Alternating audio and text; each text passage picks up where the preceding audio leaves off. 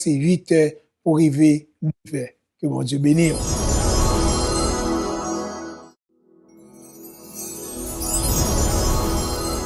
Moi-même, 16 heures, depuis jeudi, vendredi, 8 heures arrivé, je vais faire l'autre bagaille que garder Connexion Plus. C'est chita pour me garder Pasteur Benjamin.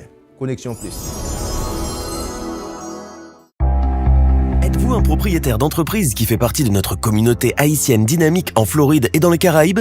Si tel est le cas, vous avez probablement remarqué à quel point la vidéo devient importante en matière de marketing, de vente et de capture de souvenirs. En fait, l'utilisation de la vidéo est récemment devenue une attente des clients dans le monde entier. Et que vous le sachiez ou non, vous avez une histoire inspirante mais non contée. Votre point de vue unique sur le travail, la vie et tout le reste. Mais avec tout le monde qui crée du contenu en ligne maintenant, il est presque impossible de se démarquer. C'est pourquoi vous avez besoin de Lens Magic de Kajou TV, des services de production vidéo auxquels vous pouvez faire confiance. Des courts et longs films, des émissions de télévision aux événements en direct, au contenu des médias sociaux, aux occasions spéciales, quels que soient vos besoins vidéo, aucun projet n'est trop grand ou petit. Lens Magic utilise uniquement les dernières technologies et équipements pour ravir nos clients à chaque fois. Notre excellente réputation au sein de la communauté est basée sur d'innombrables projets réussis, réalisés au cours des 20 dernières années dans toute la Floride, Haïti et les Caraïbes. Et en plus, nos forfaits flexibles garantissent aux clients la meilleure qualité à des prix abordables. Alors qu'est-ce que vous attendez? Visitez kajoutv.tv et découvrez comment vous pouvez utiliser la vidéo pour mieux raconter vos histoires.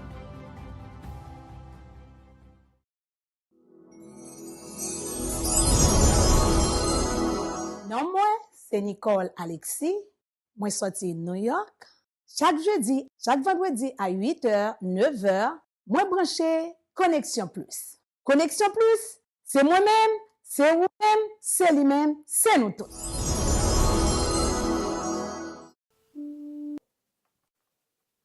Bonsoir, je suis Pasteur Raymond Benjamin qui vous souhaite la plus cordiale bienvenue sur Connexion Plus. Merci de votre fidélité. Merci d'avoir connecté. Comme vous le savez bien, nous sommes en période d'élection et nous allons parler d'élection ce soir. Nous avons avec nous sur notre plateforme un candidat, M. Flores, avec qui nous allons parler de l'élection. Et la grande for commissionnaire, c'est avec on a présenté les sous plateforme Nasoya. The title for tonight is the importance of community leadership.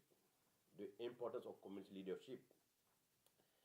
Community leadership is essential to represent the needs of everyone in the community and ensuring that resources are distributed fairly.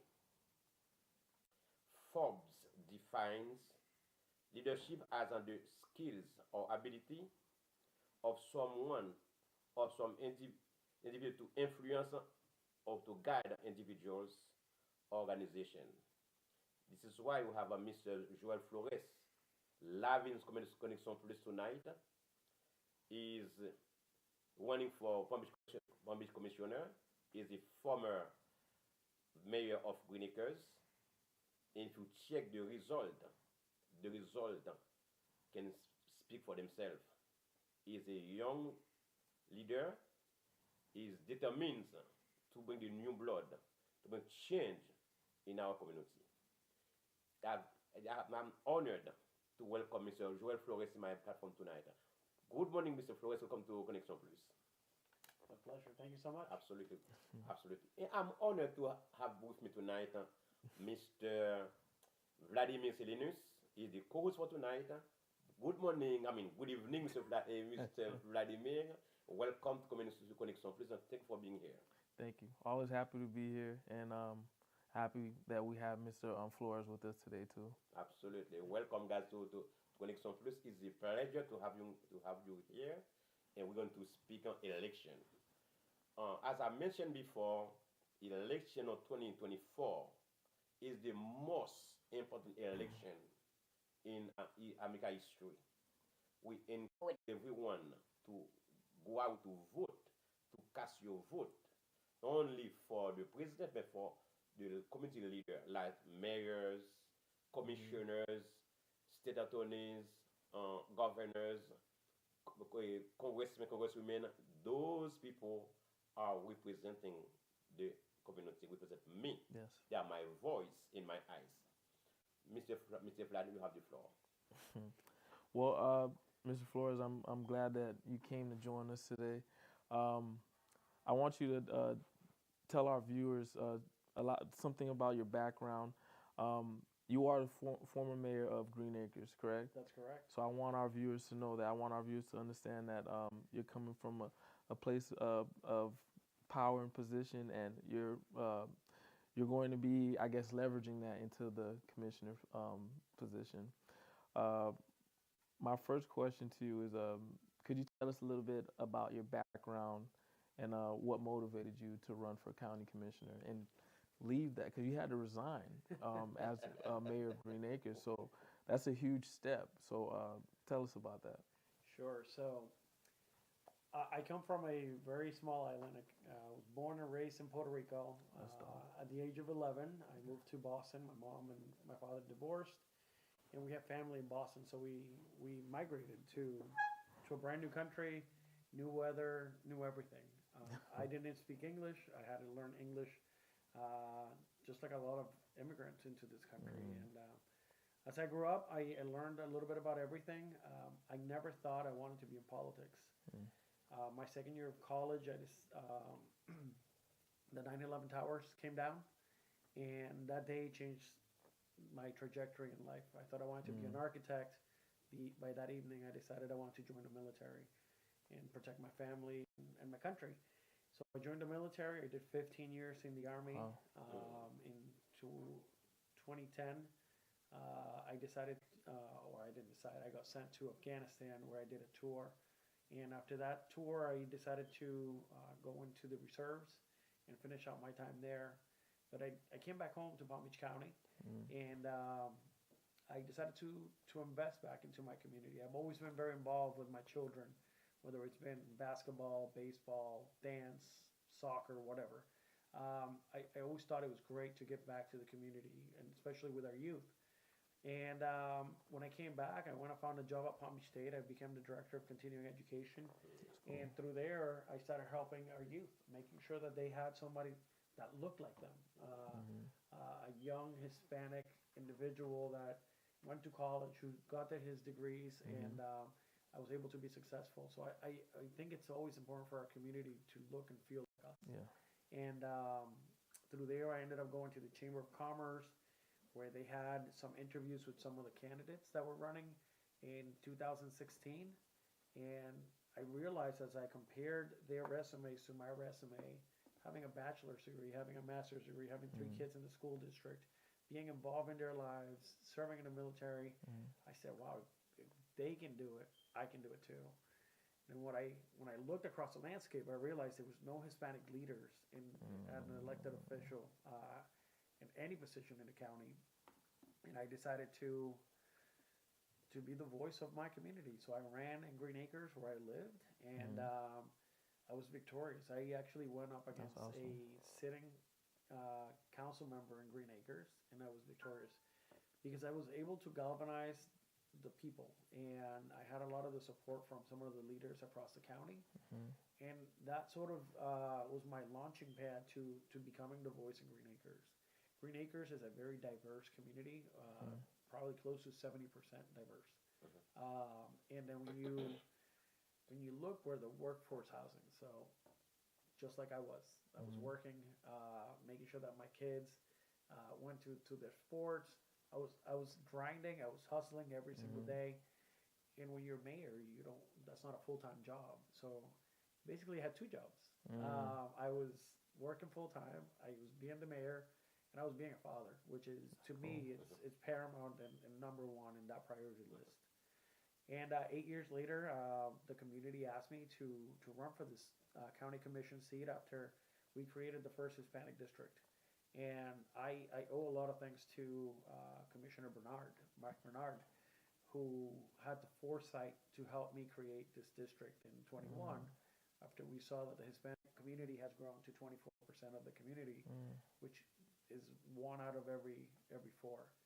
But so to me, it's important that we have a voice, that we work together, and that we give voices to those people that don't have a voice. Well, aswa nous gagnons M. Joël Flores, qui c'est un immigrant mais ensemble avec nous, qui sorti Porto Rico à l'âge de 11 ans, il est arrivé à Boston, et c'est là qu'il a commencé à l'école avec maman, et ça a commencé par un degré. Et là, le mouvement Florida, il voulait être attaché avec la communauté, de mettre au service communautaire, et puis il allait rentrer dans la politique, dans le militaire. D'ailleurs, il servait le pays ça. Dans le militaire, il a servi le pays. Donc, il servait dans l'autre niveau. Et aujourd'hui, il passe dans comme meilleur. Et M. Mac Bernard, qu'on connaît mieux que moi-même, dans la communauté qui fait non, il aide le river que de lier aujourd'hui. Donc, nous gagnons opportunité pour moi, ensemble avec nous, élu un nouveau commissionnaire qui c'est un immigrant, mais ensemble avec nous. Il connaît un problème communautaire et non seulement qui pas fonction grain monde, mais qui embrasse tout groupe ethnique. Mettez dans seul panier et capable de besoin nous parce que yo c'est yeux nous, c'est bouche nous, c'est voix nous. Moi encourager nous pour nous continuer voter pour monsieur Joël Flores. And Mr. Flores, we were speaking earlier, and we talked about transitioning from the mayor of Green Acres to now running for the commissioner job. And we joked and we said some people in our community, they were saying, well, you're a mayor, why are you running for commissioner now? Are you downgrading, for lack of better words? So I want you to explain to our viewers the difference between being the mayor and running for the seat here as a commissioner. Absolutely. So Green Acres is home to 45,000 people. The county is home to 1.5 million people. Yeah. We're projected in the next 5 years to be roughly at 2 million people. My budget in Green Acres was $38 million. The budget in the county is $9 billion. Let me say that again, 9 billion with a B. So the county plays a much larger role in the impact that we have in our daily lives. Yes, a local municipality is very close to the people, but so is the county. 50% of the land in the county does not belong to any municipality, and that's what we call unincorporated. So meaning they don't have a municipality, they report directly to the county.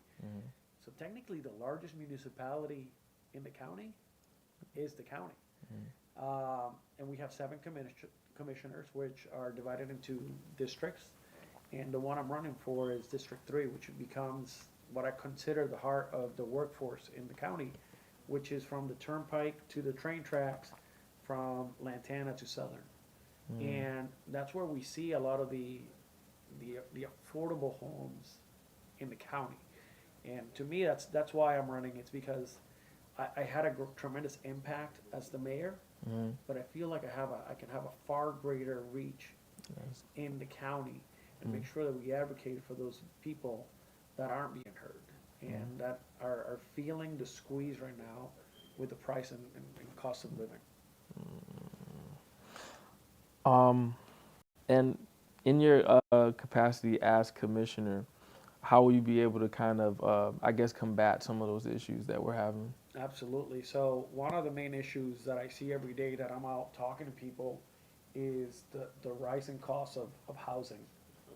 So when I got elected in 2017, a 2-bedroom apartment was $1,200. As we look today, and I do this, I like to go on Zillow and look every so often, but the cheapest apartment that I can find in Green Acres for a 2-bedroom is about $2,500. So it more than doubled. But the salaries haven't more than doubled. The salaries are still the same as they were back in 2017. So our people are getting squeezed, and we have to do right by them. We have an issue at the state where the insurance costs have skyrocketed. If you live in a condo, there's new assessment fees that come into play January 1st.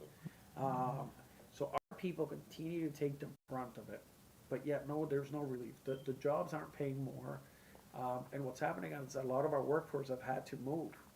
So our businesses are hurting because they don't have good employees, and our people are having to live, if they want to stay in the county, 2 families in an apartment. Is that a way to live? No, I think we deserve to live in a dignified way. So how do we do that at the county? And I have a plan, but part of the plan is create more inventory. Let the marketplace set the price.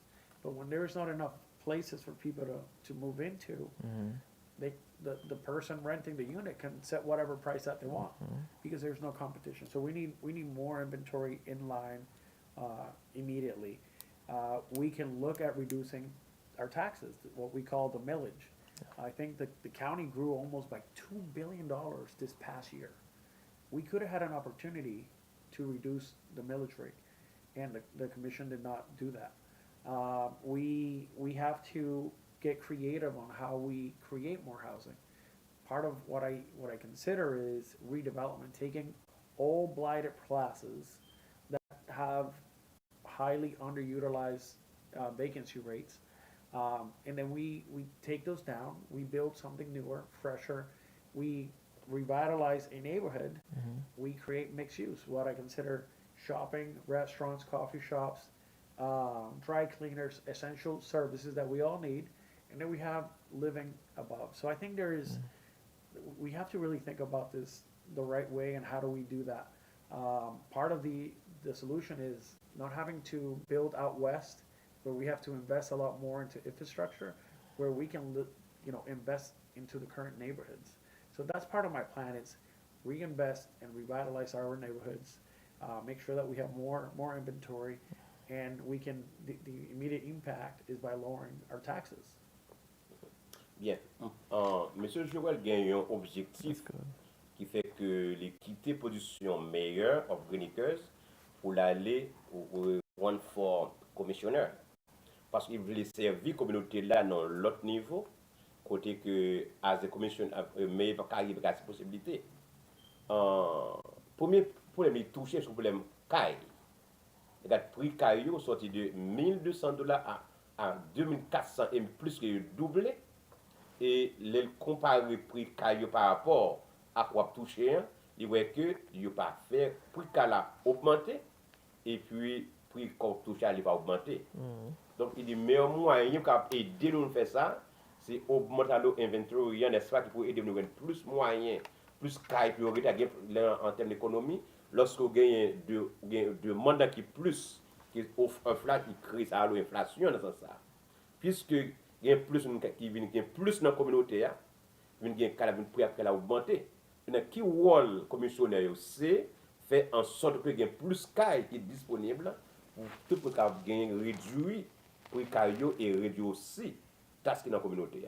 Et la fête lorsque vous monde qui gagne un intérêt qui attaché à la communauté. Je ne pense pas l'autre monde, c'est M. Joël. You understand what I'm saying? If I may, a little bit. If I may add something too that I didn't talk about, was the county 2 years ago passed a housing bond, and we asked the taxpayers to tax themselves to the tune of $200 million, which is designed and developed to create more housing. To this day, which is almost 2 years later, because it was passed November of 22, so almost 2 years to the day, the county still hasn't put that program into action. There's been some dollars that have been allocated, but we've had an opportunity to move that needle forward, and we have failed to act. And what you'll see from me is that when I get in there, I'm going to push to get these units built. Because what is the money good for if it's not in units? So we have money available, and we have to start investing that money to get the housing online, because that's how we start making an impact. What are some other key issues that you plan to address as the commissioner? So obviously, safety is something that's paramount. I think anytime you live in a community, you want to feel safe. And we have great people running right now, whether it's at the state attorney's office, we have Alexia Cox, or you have the sheriff who's currently running. But what we have to be at the county is complementary to these individuals. Make sure that we're investing in the proper resources, that they're able to do their job. So safety is paramount. Also, we need to invest in infrastructure. I don't know about you guys, but in Palm Beach County, when I first moved here, going downtown would take me maybe 20 minutes. Nowadays, to go to work, it takes me about 45 minutes. Yeah. Yep. The drive time has doubled. There's more people wanting to live in Palm Beach County, but our infrastructure has not kept up with the demand. So we're riding in roads that were designed for 20 years ago. And we really haven't done anything other than widen a lane from 2 lanes to 3 in a long time. So we really have to start planning. We really have to be, forecasting, know what's going to happen tomorrow, but what's going to happen in 20 years from now. We really need to start focusing on where is the growth going to happen, how is the growth going to happen, where are we going to invest our resources, and how do we prioritize? Because I think we are at a pivotal point in Palm Beach County because we are a preferred destination. People want to move into Palm Beach County, but we have to make sure that we're accommodating to everyone. And I think sometimes that gets forgotten. One of the things that I keep telling people over and over and over is if you live in District 3, you probably haven't seen much of an investment from the county in a long time. What we've seen is that the single largest investment, which is the bridge on 6th Avenue, has been under construction for 2 years, and we haven't seen anything change. And it's delay after delay after delay after delay. We need somebody who can hit the ground running, and I have the experience from Green Acres, and it's going to ask the tough questions. They're going to make sure that our people are taken care of. Because if you live in our district, there's 3 exits. We have 10th Avenue, 6th, and we have Forest Hill. And one of our major thoroughfares, which by the way is 2 lanes, 10th Avenue is also 2 lanes. The only one that's 3 lanes is Forest Hill. And it doesn't convert into 3 lanes until you get into Florida Mango. So we're living in an outdated infrastructure, whether it's roads, waters, or whatever. We have to make sure that we're keeping an eye on the ball and making sure that we are planning for the future. And just hearing you speak, I spent about maybe 4 to 5 years in Orlando, and I think you know where I'm going with this, with the I-4 project. Yeah. And Orlando is experiencing tremendous growth as well. And I remember when I was in Orlando for those 4 years, I'd call my wife on my way home or on my way from school, and I'd be like, I dread being here because the traffic is terrible. I'm in traffic for maybe maybe a 15-minute drive. I'm in traffic for like 45 minutes. Like, I can't wait to come back home is what I'd tell my wife. Yeah. And I'm back home and it's the same thing. Yeah. So I think we're having a hard time dealing with the growth. And I do think some of what you have been talking about will directly, solve some of those issues. Yeah, and the county, I don't know if you've heard about this, but the county's actually exploring doing a transportation surtax, which the surtax is different than a property tax, meaning it's anytime you buy something. So we have an infrastructure surtax right now, which the state tax is 6%, but because of that 0.5%, we pay 7% nowadays. 0.5% goes to half a penny goes to the school district, 0.5 penny goes to the municipalities. That 0.5 penny is going away in 25, but the county's talking about replacing it for transportation. So if we're going to tax ourselves once again, there better be a plan on how we're going to spend that money. Because I'm not going to go to the voters and ask them to tax themselves without a plan. Well, ok. Non, 2 points importants que M. Joël a adressé et qui prend priorité, c'est sécurité infrastructure. Les nous regardons quantité de monde vague qui move soit dans l'autre state de Florida. Donc pas gagner une infrastructure n'est-ce pas qui va accueillir monde ça. Par exemple, ouais que route ça yo soit mentionné là, donc route il y a 2 voies ça yo mais il y a 20 ans de ça route ça même genre. Il y a plus de monde qui move dans la communauté mais il y a plus qui move, il y a plus machine tout. Dans zone ça tout créer embouteillage bien tout créer trafic parce que tu gagnes deux lignes. Donc, il y a un cob pour ça. Donc, c'est où on monde parle pour un monde qui peut voir problème là et puis pour adresser le problème. Non seulement là où vient Florida fait sortir yo sécure, yo en sécurité, mais aussi il y a une infrastructure n'est-ce pas qui peut accueillir pour pas faire une temps dans le trafic que tu peux déjà pas remettre. Je pense que c'est une très bonne vision. Ça a besoin de nouvelles personnes avec de nouvelles visions qui pour nous mettre dans poste clé qui pour représenter nous très bien en tant que peuple. And I want to talk about environmental stability. What are your views on environmental stability, and how can the county improve in this area? I think one of the major issues that all Floridians face is water. We have to make sure that we are sustainable. Water is something that flows south, and we have the Lake O that retains a lot of that water, but there has to be discharges that come down, and we have to make sure that we protect the integrity of the quality and the cleanliness of that water, because it affects, I mean, we're one of the largest counties in all of the eastern coast for producing produce, and we have to make sure that that water is clean for our produce, and we have to make sure that it also, another thing is also the saltwater intrusion into our fresh waters. So we have to make sure that we stabilize that along also with our beach lines. We have to make sure that we don't continue to lose that front, because what's happening is it's deteriorating.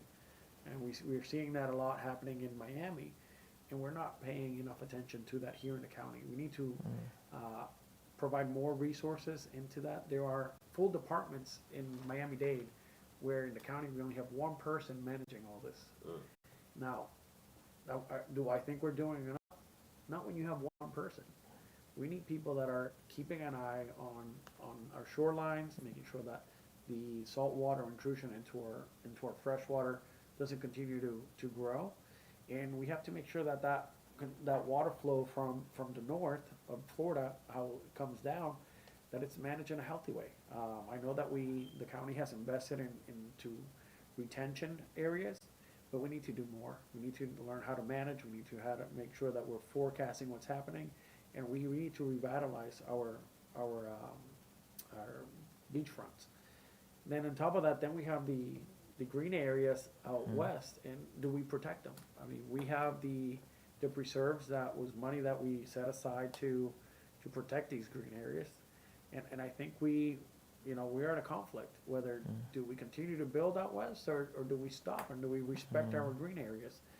And I think what we've seen from our residents is that they want to be able to protect those green areas, and I think we need to respect the will of the people.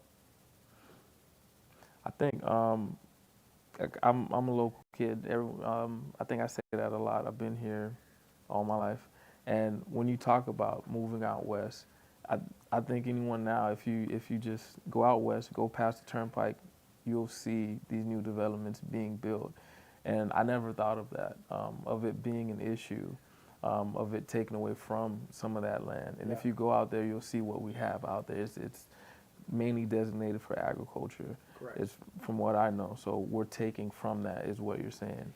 Well, yeah, that's the original idea behind the preserve, was to conserve some of that land for the farmers, and not to continue to build our way all the way to, I guess, to our border.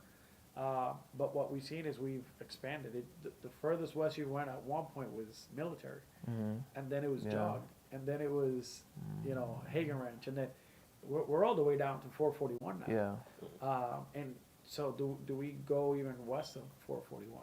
And I think we have to ask ourselves, what are our values? Are we going to conserve that space, or are we going to build $1 million homes?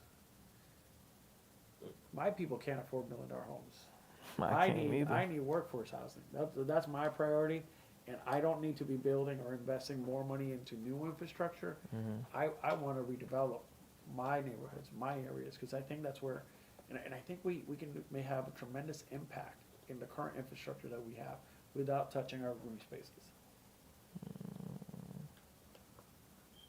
Je pense que ça, c'est un point qui est très important, parce que en tant que meilleur, en tant que commissionnaire, il faut aller veiller à ce que nous gagnions de l'eau propre, clean, n'est-ce pas? La veiller sur la qualité de l'eau, mais aussi, dans le côté qui est vert, n'est-ce pas? La veiller sur eux, parce que nous avons besoin plus de monde qui va garder eux, qui va prendre soin d'eux, qui non seulement un bon de l'eau, mais aussi un côté qui veille pour nous capable de conserver eux.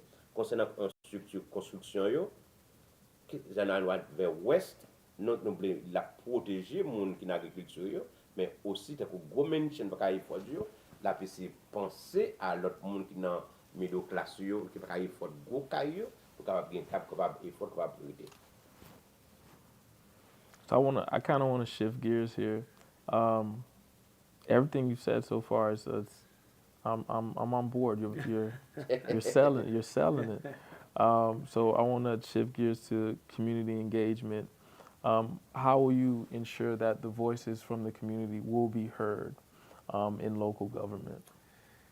You know, the reason that you hear me talking about this is because I'm passionate about it. I genuinely care about all the issues that we're talking right now. And the only way I know about these issues is because of the people. And if I'm not listening, I can't represent you. I've had people write me on Facebook, on Instagram, letting me know that there's an issue. And one of the things, and I like to go to schools and speak a lot, because I firmly believe that that's the next generations that's going to take the baton, and they need to see people like us. You know, not your traditional politician. They need to see people who care, who's embedded in the community, who's going to roll up their sleeves and they're going to do the work. But one of the things I tell them is, I'm only one person, and in my district there's over 300,000 people. There's no way that I can know everything that's happening. The only way I can know what's happening is by those 300,000 people. If you tell me, Joel, there's an issue on that road, if there's an issue here, there's crime, there's something happening, that's the only way I can affect change. But I need to know. And if I'm not close to the ground, if I'm not listening to my people, there's no way I'm going to know. So to me, that's a commitment that I have made to my community. I did it in Green Acres. Whether you wanted to meet with me before a council meeting or you wanted to do a phone call. Some of my closest friends today that are on my campaign are because they call me up to complain about something. And complaints aren't bad. Complaints are an issue that need to be resolved. And that's the way I see people when they call. It's all about customer service. It's about making sure that we take care of our residents because they're the ones paying the bill. They're the ones paying the taxes. And our job as elected official is to represent them. So to me, it's really important that we listen to our people and that we act accordingly. Now, are we always going to side on everything? Unfortunately not. Because in this country, it takes 7 votes. So I will not win every single battle that I'll take on, but I'll make sure that I represent my people. Well, raison que dans la couronne pour office, c'est parce que ils ont passion pour ça, les remettre ça l'affaire. Il va juste faire le fort comme il fait parce qu'ils ont passion pour ça l'affaire, ils remettre ça l'affaire. Et une meilleure moyen capable d'adresser le problème lorsque nous disons ce qui a passé. Si nous ne pas ce qui a passé, nous pas adresser lui, il pas capable résoudre lui. C'est ça moi-même avec vous. Nous ces yeux commissionnaires là, côté nous nous avons un problème, c'est adresser aussitôt que possible adresser résoudre. And just based on everything on what we just talked about just now, it reminds me the old adage, the squeaky wheel gets the oil, or closed mouths don't get fed. Can you share specific initiatives to get the community involved so that they are speaking on the issues that we're having? What kind of initiatives do you plan on putting in place? You know, that's a great question. One of my main initiative is going to be putting a district office in District 3. So currently, there's no district office. So if you want to be heard by your commissioner or you want to voice your opinion about something in the county, you have to drive all the way downtown. And one of the things that I see about government is we only operate 8 to 5. But when do you work? 8 to 5. When do you work? 8 to 5. Most people work 8 to 5. So are you going to give up a day of work, a day of salary, to go voice your opinion to the county?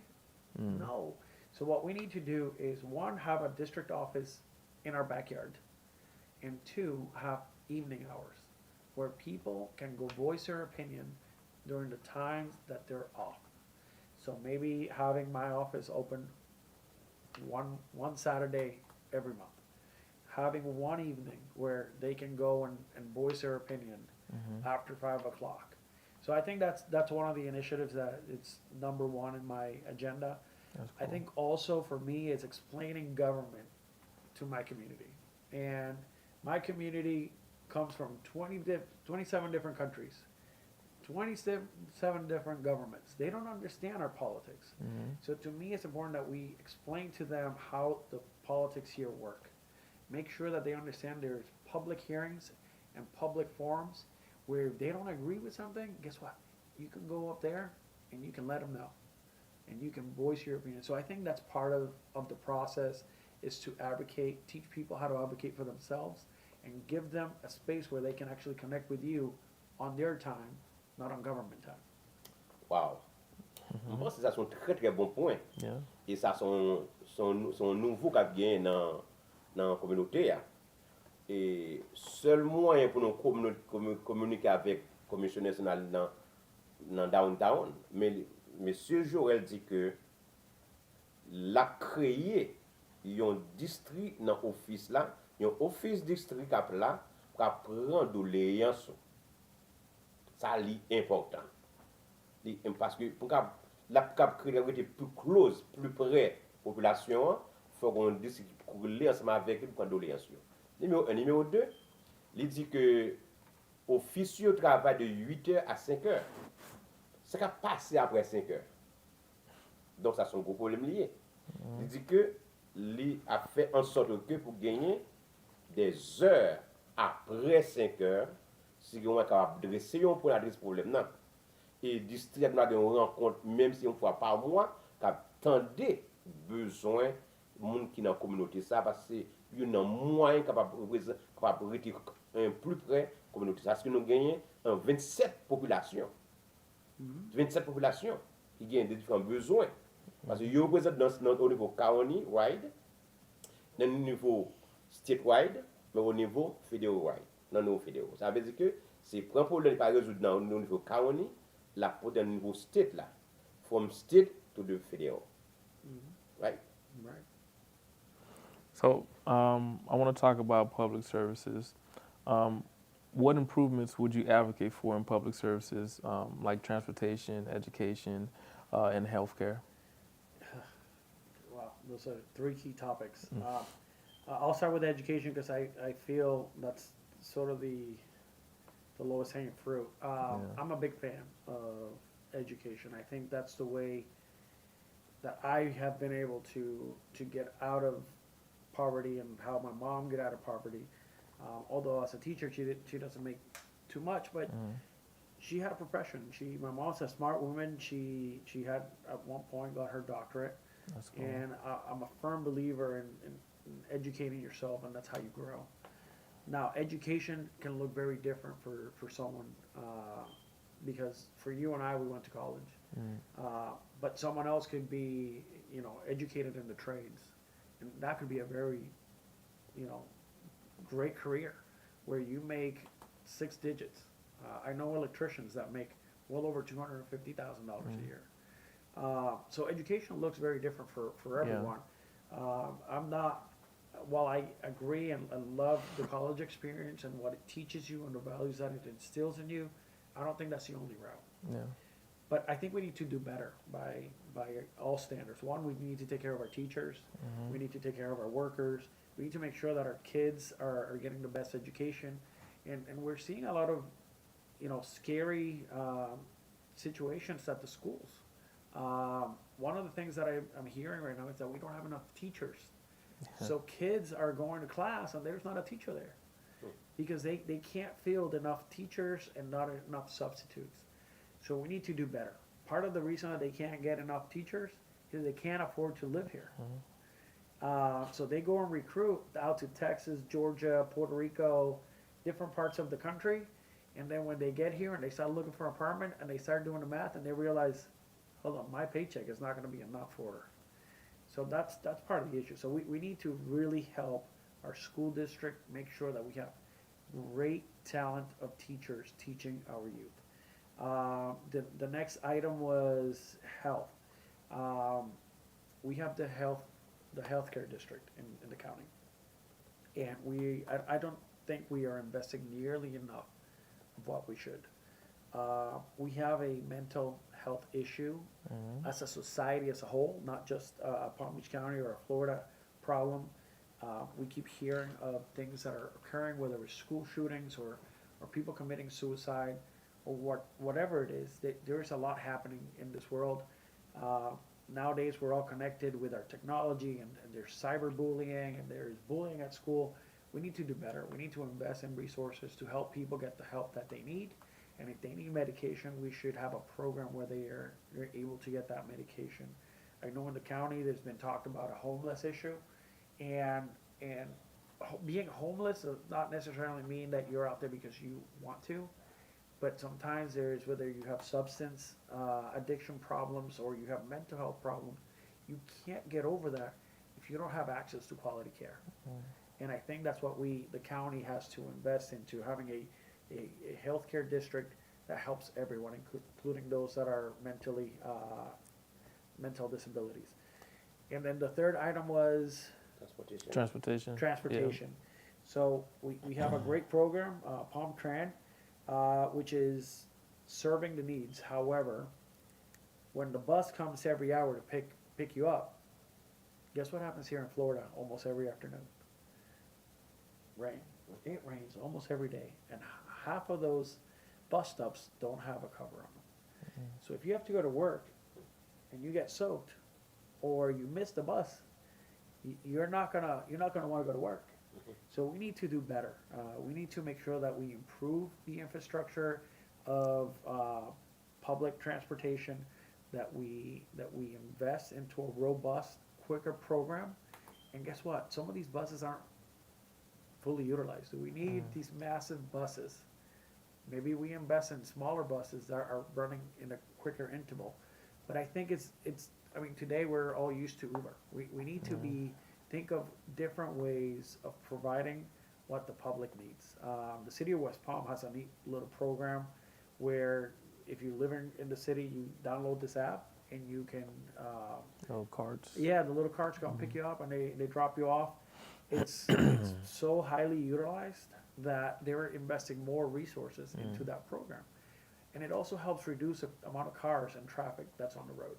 Because it's reliable, because it takes you to point A to point B in a timely manner. Whereas if you have to pick up 3 connections to get to work and it takes you an hour and a half, and you miss one of those connections, now you're going to be late for work.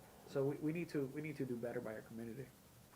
Well, je pense que c'est 3 points clés que Flores les parlé là, brièvement. C'est éducation. Éducation, c'est notre clé, n'est-ce pas, pour ouvrir toute porte. Mais chacun fait un choix. Il y a qui choisit faire passer au paquet à l'école, mais il y a l'autre monde tout. C'est-à-dire l'autre moyen pour faire comme donc on doit un électricien, on doit un plombeur, on doit un tuer de bagages ça, on doit tuer qu'on va choisir pour faire une profession dans ça. Mais il montre que l'éducation c'est une clé pour avoir une vie qui est plus bonne. Deuxième, il parle de transportation. Il remarque que pendant que on a pile la pick-up tombé, on prend le travail et puis on peut mouiller. Parce que le temps pour un boss, parce que pour compter avec l'autre boss là, si on met sur notre problème lié, il voit que dans boss station, dans boss station dans boss station côté que on a tant de boss là, faut qu'on moyen pour faire leur camper là pour pas mouiller. Ça c'est un très bon point. Et troisièmement, il parle de santé. Monsieur Flores, healthcare is a key problem in America, especially in America. It is. So, il parle de santé, surtout moun ki moun kapab effort de santé ya, we still struggling We're still struggling, and I think we with need to the make healthcare situation. we need to make it a priority, and I don't think it's a priority in this county. And until we make it a priority, we're not going to take care of everyone. And I don't know if you guys know about the Caridad Center.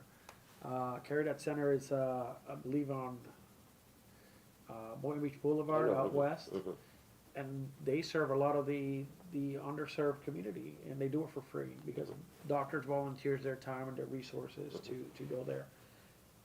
I think we need like 3 more Caridad Centers. There you go. Yeah. So we need to do better. We need to invest in our people because at the end of the day, this is about the people. Well, il parlait de santé, ça c'est un gros problème lié. Donc, à vivre aux États-Unis, santé c'est un luxe lié pour nous. Et il parle de Caridad Center, côté qui baille santé pour free, consulter pour free. Mais il voit que si on a besoin de la communauté, nous avons besoin de 3 à 4 centres de santé comme ça qui vont aider la communauté. Je pense que c'est un très bon point. Et M. Flores, if you are doing that, you already get the second term. I love it. Thank And you. Of course. Mr. Flores, we talked about those services, but how will you ensure that neighborhoods are receiving equal, or I want to say equitable access to those resources? You know, and that's a question that we've been asking ourselves. It's like, how do we make sure that our community gets a fair share? Because we don't feel that District 3, which is the workforce housing, has received their fair share. And we need to do better. And when we spread out the resources, they need to be spread out evenly. And I think that's where I play a role, and I think that's where Commissioner Bernard, soon to be Senator Bernard, has been a strong advocate for all minorities, because he is one of us, and I will be one of us. But we need more people that look like us to represent us. And this is a call for all different people. We need to step up, and we need to be leaders of our communities. And when we see something that's not right, we need to say, hold on, we need to fix this. And we need to come together, and we need to make sure that if we see something that needs to be improved or fixed, we're part of the solution. So come to the table with answers, solutions. How do we improve? How do we solve those issues? But it takes us, and we need leaders in key positions. It can't just be Mac representing the Haitian community. It can't be just Joel representing the Hispanic community. We need to work together, and I think that's what Mac and I have done. We've also done that in some other municipalities. But who comes after Mac, and who comes after me? So we need to start building a bench of future leaders that are going to take that baton after we're no longer here. À vous, jeunes garçons, jeunes filles, même j'ai intégré M. Mac Bernard qui était ensemble avec lui, qui la prend relève là, il a besoin de l'autre monde tout, l'aile pour passer bâton. Qui est-ce que c'est vous-même qui avez ma soeur? Jeunes garçons, jeunes filles, bâton pour passer à vous-même, mais vous besoin de l'école. L'école, c'est une clé qui vous ouvre toute porte. Clé principale pour ouvrir porte, c'est l'école que liée. Quand vous prenez bâton de M. Flores, nous avons l'école dans ce sens. Donc, nous avons un travail pour la communauté, nous sommes capables de faire, pour montrer ça, nous avons fait, passion nous et compassion, pour nous, ça a aidé à faire improvement dans la communauté.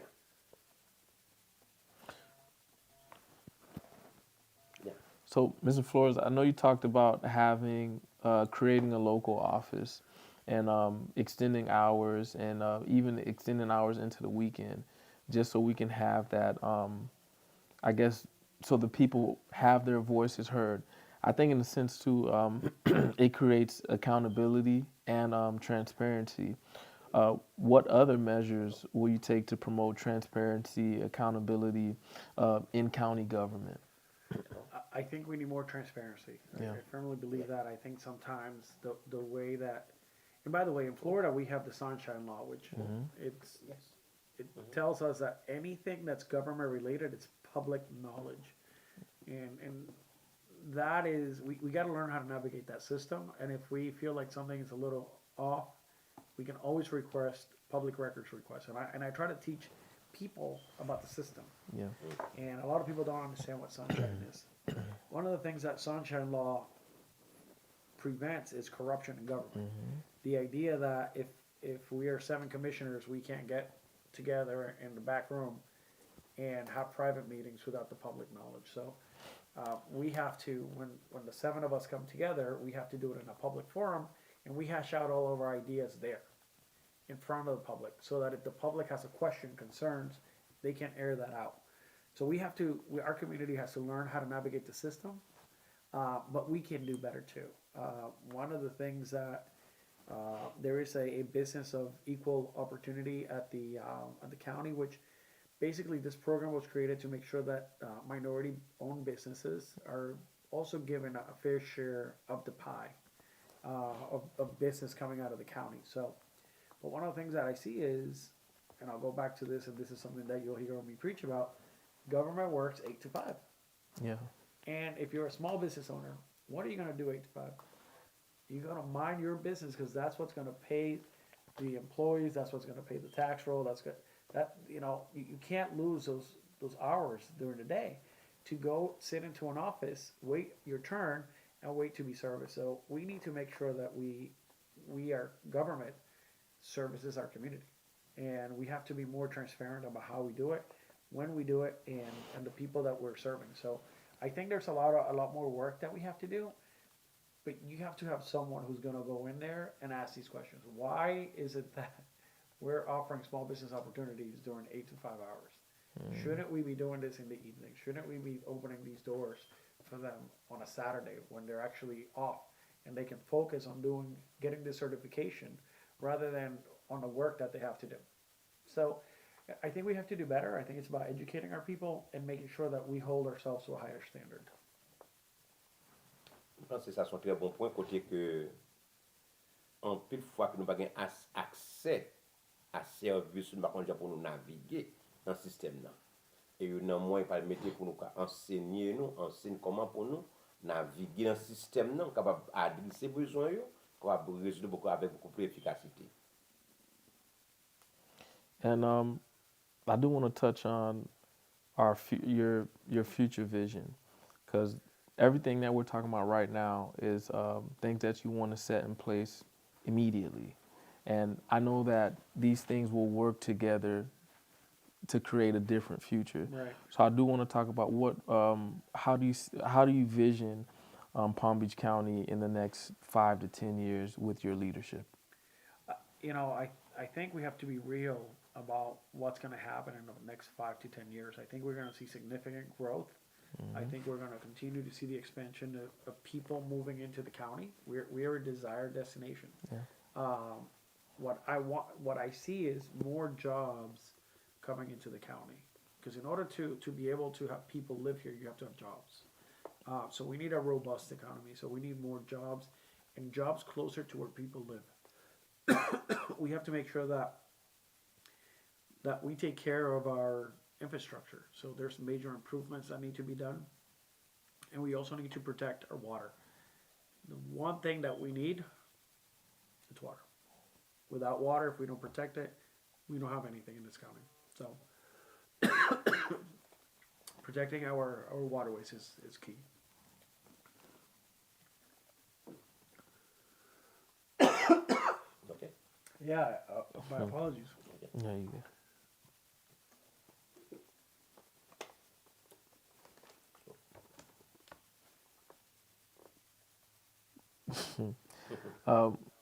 How do you plan to balance growth and development with the preservation of our community chapter and green spaces?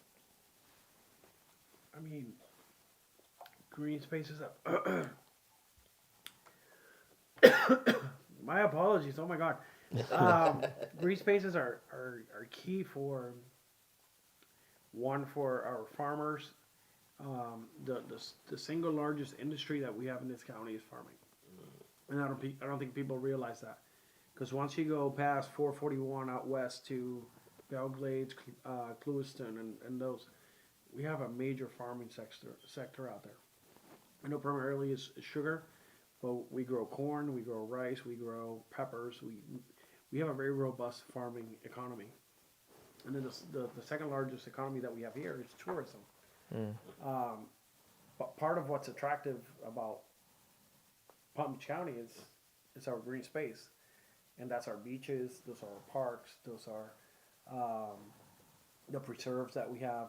So we have to make sure that we protect those, and you need somebody that's going to be committed to protecting them.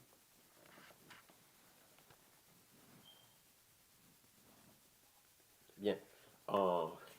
Marcus, I have a question. Absolutely. The question is about the teachers. That there are a lot of teachers in school right now because the cost of living is too high. Yeah. Do you have any plan to reduce the cost of living in Palm Beach County? Yeah, I think the plan to reduce the cost of living has to be, we touched on that a little bit earlier, has to be increasing inventory, lowering taxes, and being able to implement the housing block. So we have money out there to create more houses. We need to get that moving, and if we don't get that moving, we're never going to be able to affect the pricing units. We have a state issue too, which is the cost of insurance. We need to work with our state senators and representatives to make sure that we are able to affect some laws to make sure that the insurance companies are able to reduce their prices. Because right now, we're being handcuffed by the state and the pricing of insurance statewide. And and we're not just talking about housing prices. We're talking about business prices. We're talking about car insurance. Everything in the insurance world is, in Florida, it's skyrocketed. So we need to make sure that we lobby, and that this takes all of us. It's not just me. It's not just you. It's everybody listening to this. We need to call our state representatives, our state senators, and say we need the cost of insurance to go down. So that's something that we collectively have to work together. Great, thank you. And Mr. Flores, I'd be remiss to let you leave here and not talk about just because this is a Christian platform. So I do want to talk about just your religious beliefs and how that has influenced you from I want to say the past 20 years to now. So I am a man of faith, as you can see. It's something that I carry with me everywhere, and it's who I am. It's firmly embedded in my values and how I approach anything in life. I went to a Catholic private school when I was young. I was an altar boy at one point, and you know, I still go to church most Sundays, and it's something that I share with my grandmother. So I have one grandmother who's still alive, and I'm the one that takes her to church. And to me, it's extremely important that my kids also understand their faith, and I think it's something that guides you through life, and it instills values in you that that makes you understand that there's a higher power, and that we're going to be answering questions about our choices and how we lived our life. And at the end of the day, I want to make sure that first, you know, I make my children proud of who I am, and that when I am no longer in earth here, I can be accountable for my actions. So. Alors, les parler de religion, les lever dans la communauté côté il y a l'église et par lever le côté grand-mère style en vie et si moun yo ça les montrer n'est-ce pas comment pour yo remet bon Dieu dans ça. Alors ça c'est monsieur Flores donc qui gagne valeur ça, nous apprécier ça pour valoriser une telle valeur et c'est ça qui fait fondation toi, this is the foundation of America. Il believe in God we trust. Because if you had no other belief, in God we trust. Thank you. Mr. Flores, what do you consider your biggest strength as a candidate, and how do you think you handle criticism and difference of opinion from from your opponents or people who have different mindsets? Listen, I think we have to, if you're a man of the people, you have to understand that not everybody's going to agree with you, and you have to respect everybody's opinion. At the end of the day, I'm only one person, and I have to do what I believe is best for my community, and that's how I vote. Anytime I have a vote or a choice, I'm going to try to do what's best for my community, and not everybody's going to agree with me. But one of the things that I can tell you is that you and I can sit down, have a conversation, and I will respect you, and I hope that you respect me. And at the end of the day, we come together and we agree to disagree, and that you understand that I hear you and that I understand you, but I have to do what's best for everyone, not just for a few. And I think that's the hard part of this job is you're never going to make everybody happy, and at some point you're going to have a vote that one person is not going to like. But you can't compromise your values. You have to be a person that sticks by their values, and I call it my moral compass.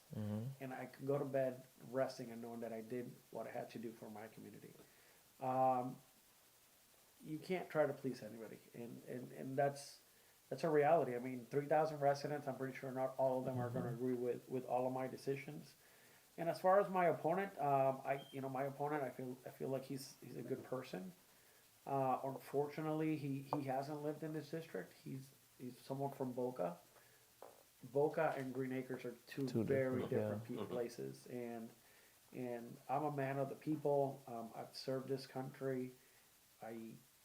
You see me coaching basketball. I just coached a team. We finished in June. And we're already starting up again in November. So I'm someone who's embedded in the community. I don't care about titles. If you see me in the supermarket, you can call me Joel. You don't have to call me commissioner, mayor, or anything like that. I am just an average person, like anybody else, just trying to be a voice for my people. Well, il y a un good point. Un très bon point. La question a été ainsi, comment ou deal avec un cap critiqué ou yo? Moi, je ne suis pas d'accord avec eux. Mais Joël dit que il n'a pas aucun point avec Mounsayo. Il connaît tout, pas d'accord avec elle. Et ça, c'est normal. Mais la commission pour tout le monde. On n'a pas d'accord ensemble avec lui, mais si vous avez un problème, on chita, on pose et on résout. Je pense que ça c'est un très très bon mindset. As a leader, you represent everyone. Everyone. Whoever who vote for you, vote against you, you will be the committee for everybody. This is a very good mindset. So, pas aucun moment pour voter Joël, non là. So, voter Joël, c'est voter changement. And we're nearing the end here, so just in closing, is there anything else you'd like to share with the voters? Is there anything else that you need them to know? Anything you need them to consider in your candidacy? I think we spoke here at length about different initiatives that we want to move across. I think for me, that's important to me with the Haitian community and all minorities, is that we need to start working together. There is no me and no you. It's us. And we have to make sure that we work together on different initiatives, that we start being heard. And the way we do that is unifying our communities, listening to each other. Our communities also need to learn how to use the system. And there's one thing that in Spanish, it basically says, if you don't, there's a saying that says, if you don't cry, you don't eat. And we need to learn how to unify our voices and come together. And if we see something that's an issue, we need to come together and say, you know what, there's an issue happening here. So I want to make sure that people understand that I'm accessible, that I'm approachable, that if there is an issue that we see, we can come together and we can solve it. And you know, we have some good leaders, some good prospects, but we need more. And to me, it's not just about me, it's about building the future leaders of Palm Beach County. So if we have people that are ready and eager to get involved, they should reach out to me because I like mentoring people. And we need people of all different walks of life that can give back. And people with good values, good moral compass, as I mentioned earlier. So to me, I think that's the main thing. Is not just about these elections today. It's about building a future for Palm Beach County, because a lot of the decisions that I'm making today are not going to be affecting us until 5, 10 years from now. And by that point, it'll be somebody else in my seat. We have to make sure that we work together, not just at the county level. We have different municipalities. We have the schools. We have the sheriff offices. We have the state attorney's office. So there's many different outlets for us to get involved. But to me, it's important that they know that I'm someone who's approachable, that if they see something or an initiative that we can affect, whether it's health, transportation, housing, bring it forth and be a leader in your own community. So to me, that's how you affect change, is when you start growing a pool of people that are working together towards the same mission and objective. And Mr. Flores, how can people get involved in your campaign? Sure. The easiest way is to go online and visit votejoelflores.com. There's different ways, whether it's volunteering, contacting me, many different ways. You can also find me on social media. So my main outlet, I'm old school, is Facebook. You can find me under former Mayor Joel Flores or Joel Flores for County Commission. And you can, by the way, I read that stuff. Whether I like it or not, I still read the comments. I get the messages. So it's one of the easiest way to probably get in touch with me. And if you have any questions about my platform or what I stand for, you're able to reach me through that outlet. I do want to remind people that early voting starts October 21st, runs through November 3rd, and that's from 7 a.m. to 7 p.m.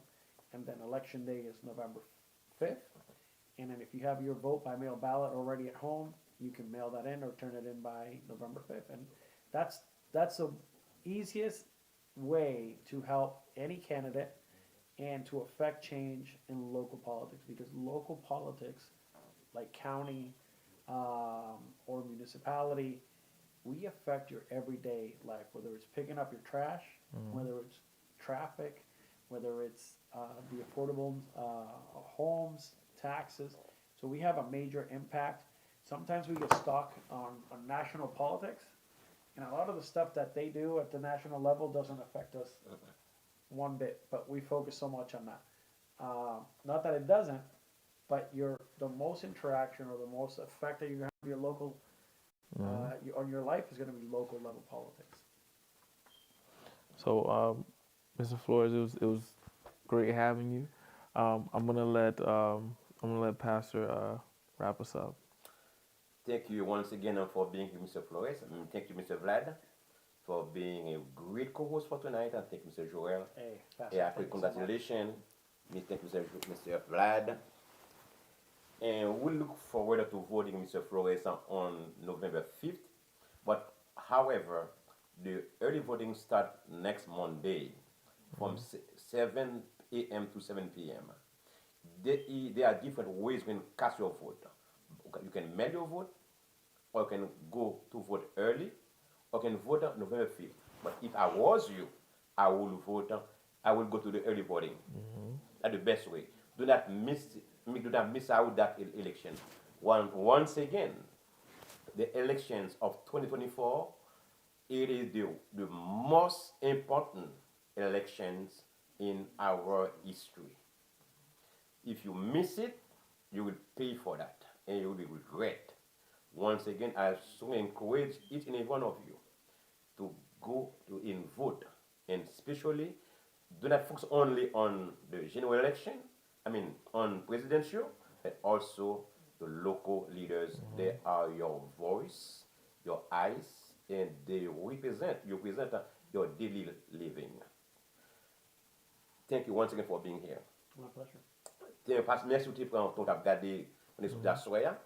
Nous encourager ou même qui pourquoi le voter Nous avons early voting qui a commencé lundi si Dieu veut. Moi, c'est Jean-Enoch Bruni, pasteur de la première église de Dieu de West Palm Beach. Pour recommander tout pour demander vote pour voir by mail.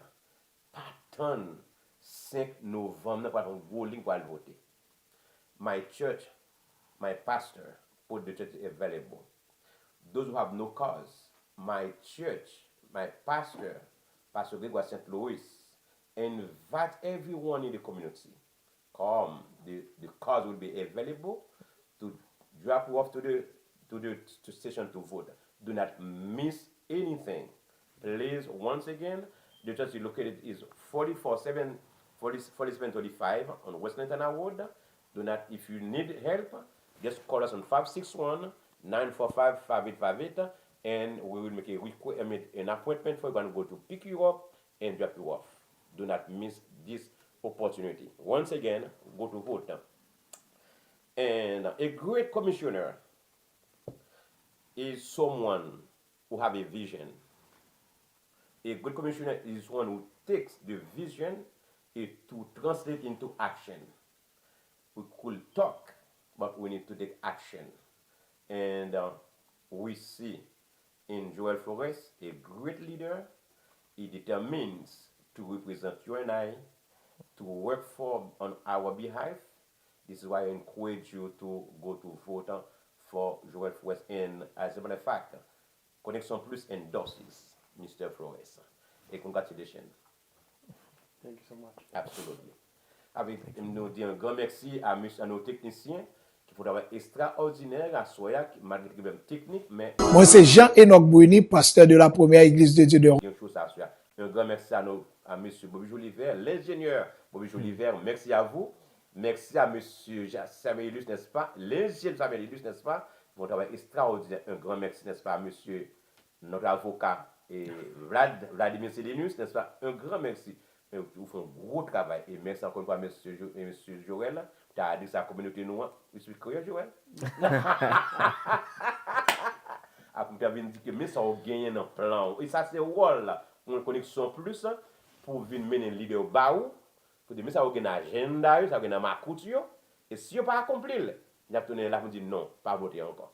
Yes, if you don't keep your promises, next 4 years or next 2 years, you will come here this platform. You will. Thank you once again for being here. We give you merci de souhaiter la soirée, rendez-vous demain soir à 8h. Même pas de connexion plus. Bonsoir, passons de bonne soirée. Au revoir. Moi, c'est Jean-Enoch Bruni, pasteur de la première église de Dieu de West Palm Beach, First Haitian Church of God of West Palm Beach. L'aime la caille moi chaque jeudi et chaque vendredi, commencer 8h pour 9h dans la soirée, c'est Connexion Plus, moi branché.